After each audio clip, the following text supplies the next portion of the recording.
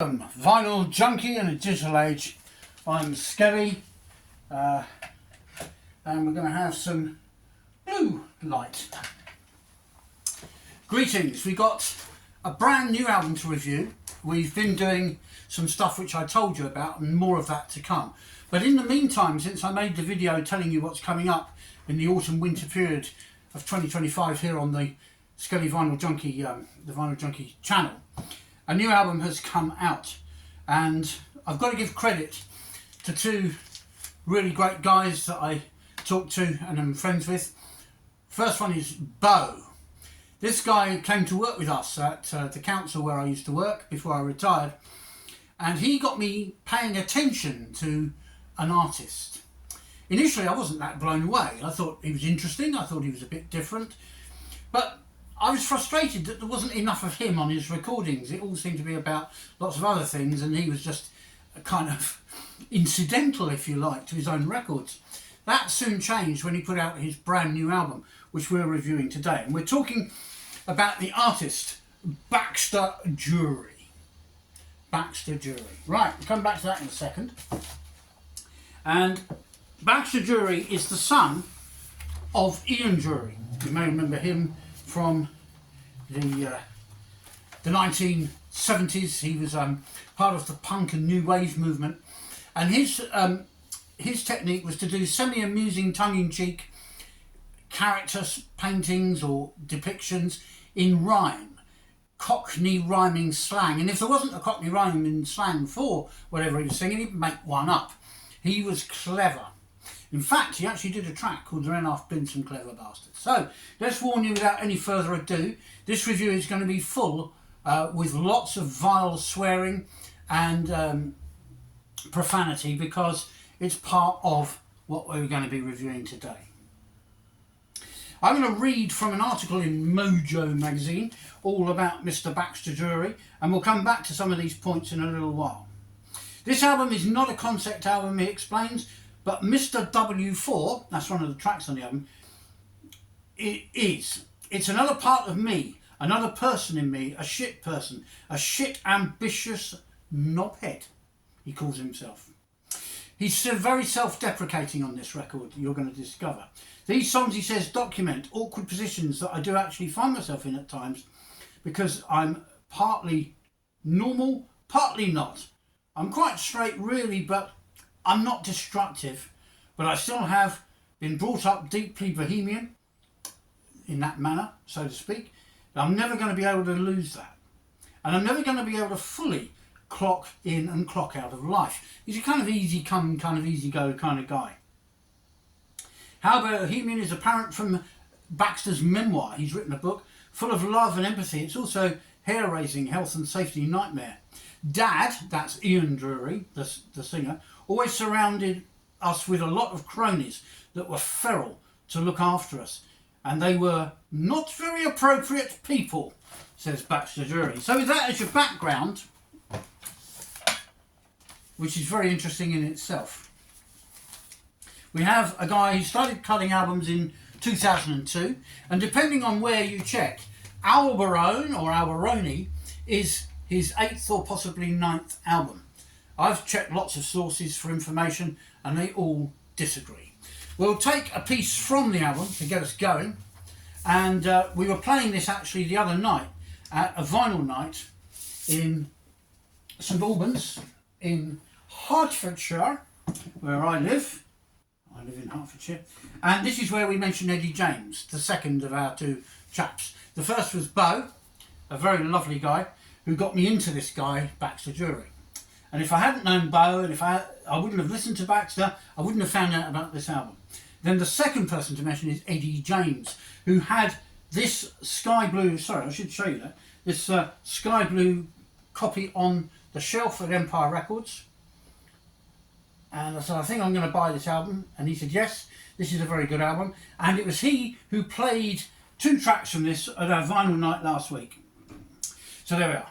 Now you're up to speed, right? Released on the 12th of the 9th, that's September 2025. This copy, therefore, I've got here is only barely 3 weeks old. There we are. So we're going to try and get the first track lined up. It's quite powerful stuff on this record. Allbarone, Allbarone, Allbarone.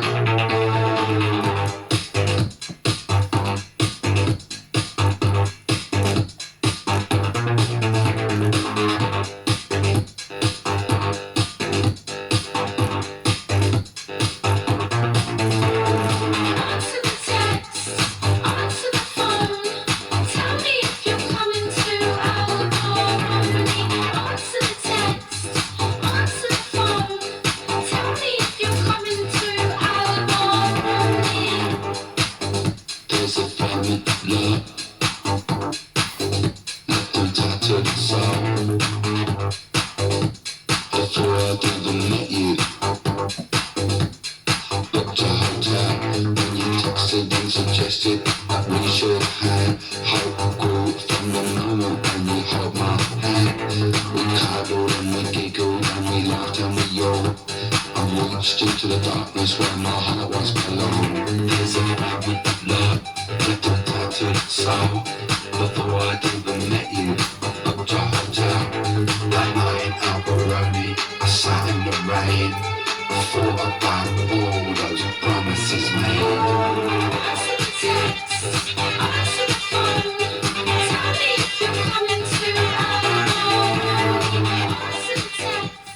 Right, straight into the album, and we get a sense right at the beginning of the track Allbarone that we've got a bit of a Kraftwerk influence going on. Then it's moving very rapidly into electro pop and disco territory.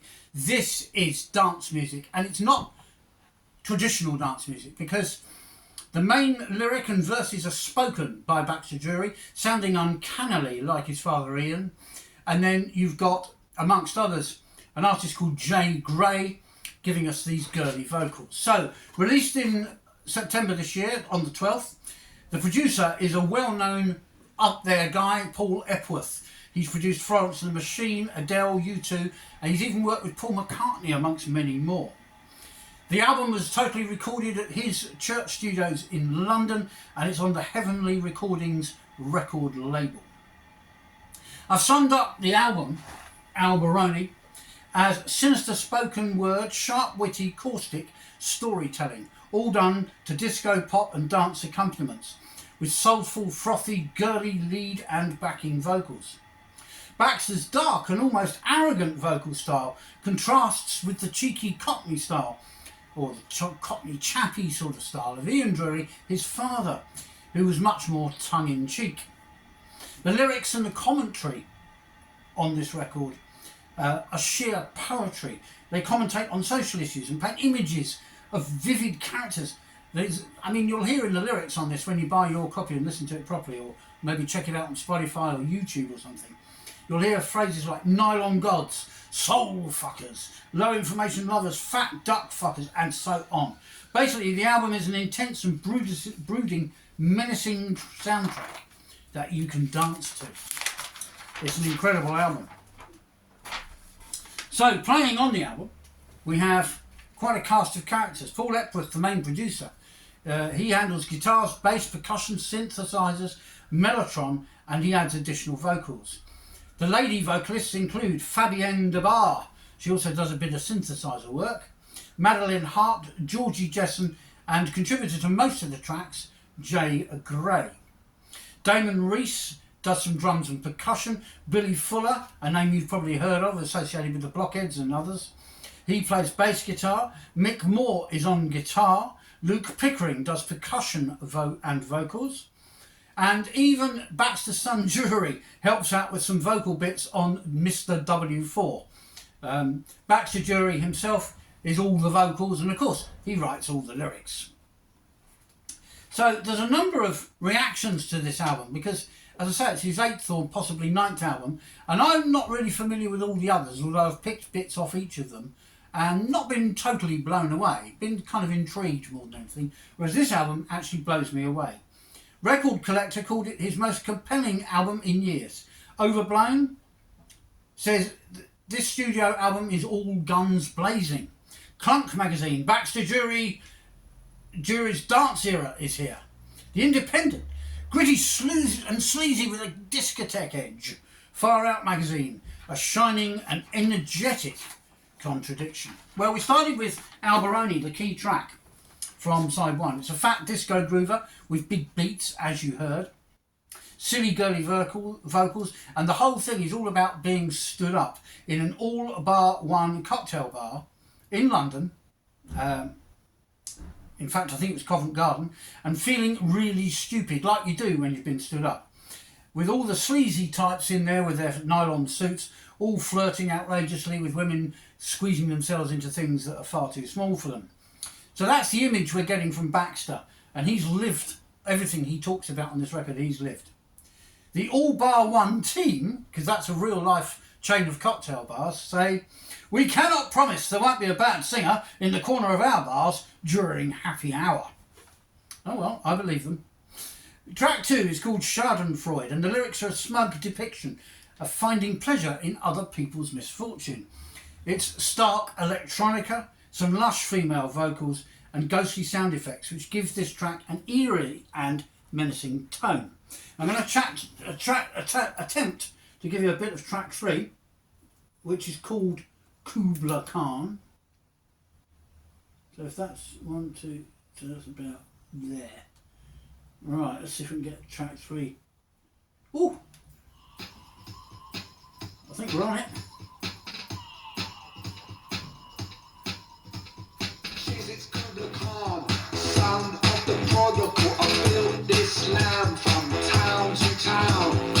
Empty bed with a distant sense that 1 month later there was nothing left. 24/7, heritage money.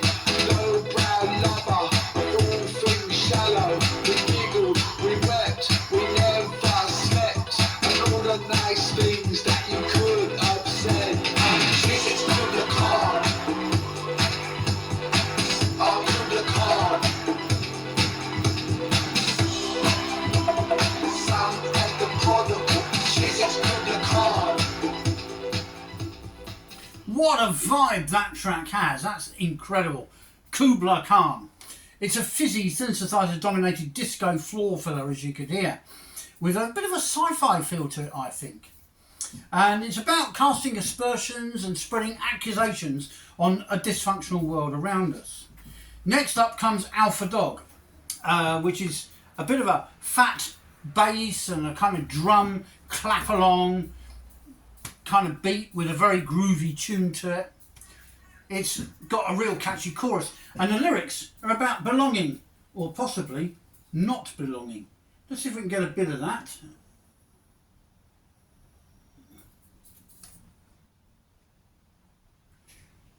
I think we've got the beginning of it here. Yep.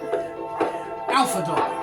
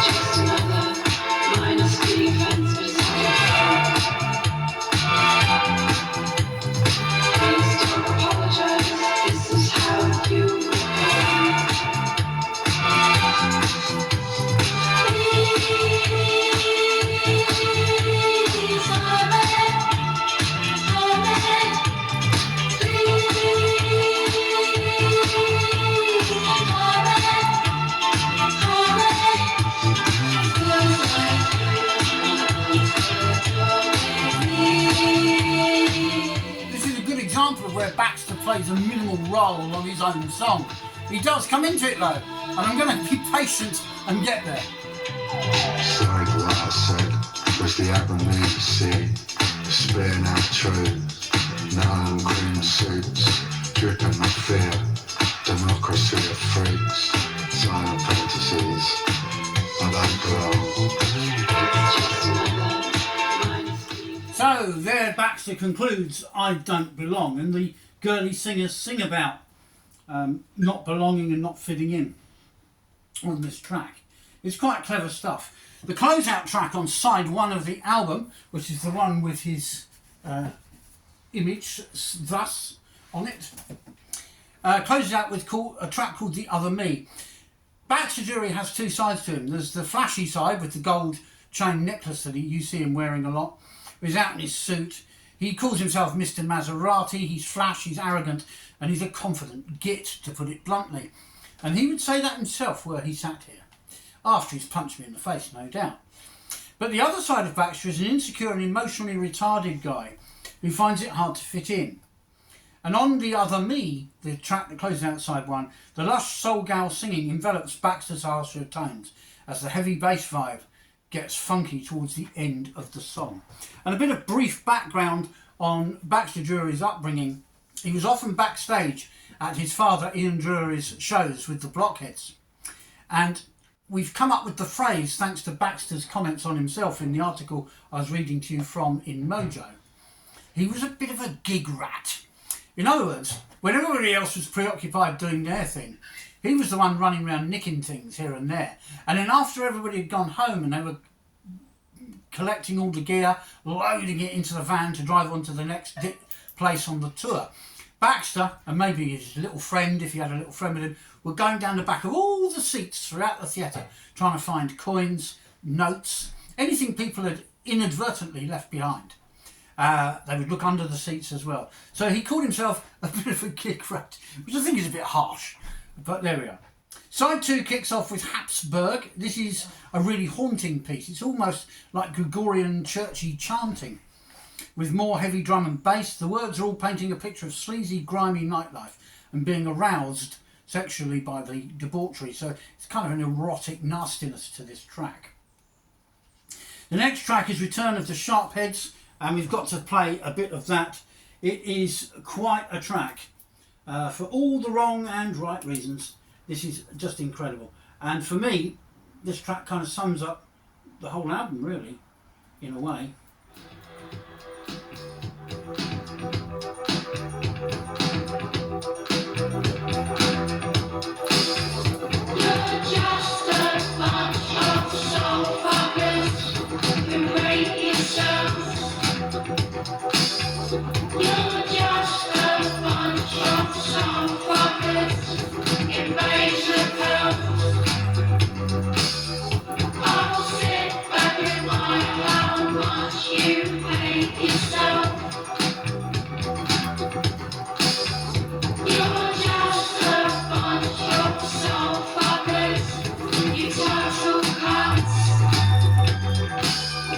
Childlike in every fucking way.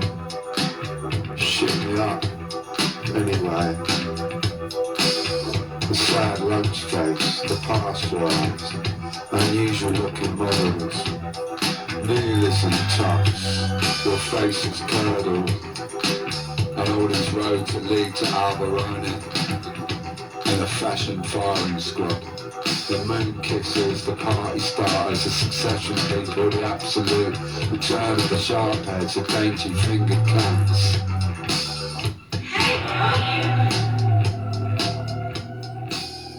Ouch! Is there anyone on this track who's not guilty in Baxter's eyes? Return of the Sharpheads, and I make no excuses or apologies for describing this in graphic detail. That's what this album's about. Punky and punchy, it's a swear fest with bitter twisted character assassinations of the elite, dainty fingered CUNTSs, looking down from safety and gated security of their Eiffel towers. The girls on the track sing, "You're just a bunch of soul fuckers. Who rate yourselves? You're just a bunch of soul fuckers. Entitled CUNCE cunts." This inspired rant is held in place with an incessant flat beat and jazzy keyboard lines, as you could hear. The ghostly female vocals dominate the piece and give it an otherworldly edge.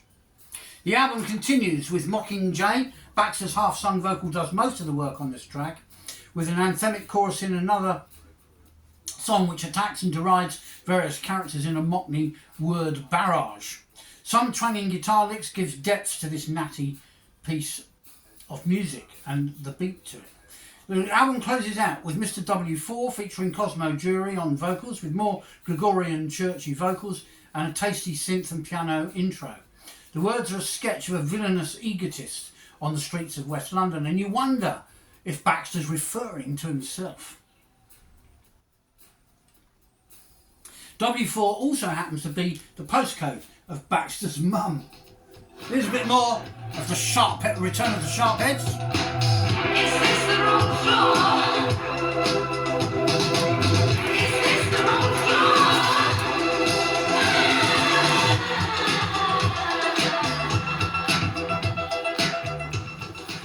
With clever, edgy and acidic candour, Baxter's poetry literally slaughters all the bad characters and bad actors he has encountered in a grimy life lived in London, often overshadowed by his famous and iconic father Ian Dury.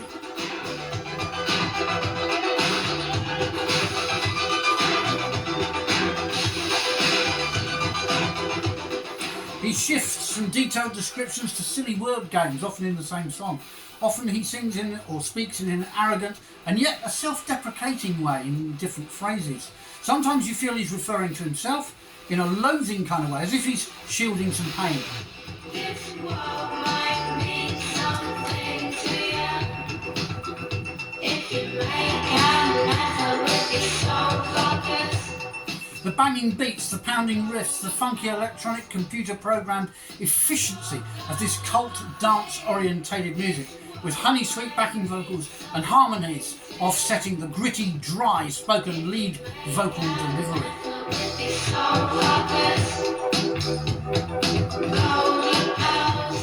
Whether you're new to Baxter's inimitable style or aware of his back catalogue, some 8 or 9 albums from 2002 on, this latest set is an awe-inspiring and breathtaking masterpiece.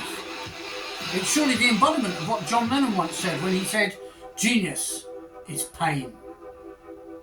Finally, I want to thank Bo, who describes the whole album in a very interesting phrase. He said, "It's like a really good feeling after a dirty night out."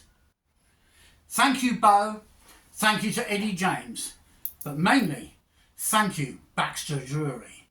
This is probably going to be my album of the year. Keep on rocking.